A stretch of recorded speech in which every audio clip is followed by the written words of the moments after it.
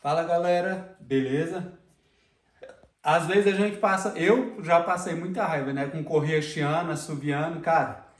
Eu tinha um i30 que depois que ele trocou a correia, Deus me livre. Tinha dia que o bicho gritava que acordava a vizinhança. E aí, cara, a gente vem desde a adolescência, a gente passa vela, passa tudo, tem gente que passa até WD na correia. Realmente para na hora, né? Mas pode dar um problema grave depois, né? Principalmente um WD que vai deixar a correia meio oleosa e aí corre o risco de pular um dente, né? A vela resolve na hora, depois volta. Protetor de correias. Isso aqui é próprio para correia.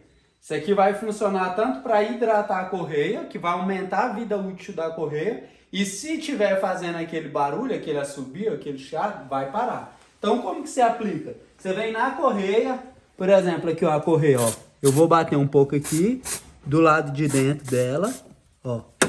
Lá na outra, lá embaixo, naquela polia lá embaixo. Aí eu vou ligar o carro. Vou ligar o carro agora e bater com ela funcionando.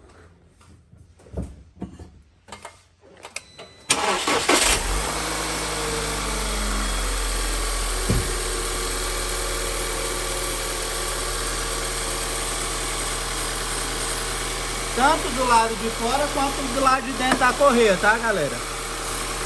Olha lá, com ela funcionando, ó. Isso aqui, galera, vocês podem fazer em todas as correias do carro, tá? Correia dentada, correia do alternador, todas as correias vocês podem bater o produto. E não é só se o seu carro estiver fazendo barulho. Isso aqui, cara, é manutenção preventiva. Vai aumentar a vida útil de todas as suas correias. Beleza? Valeu, galera!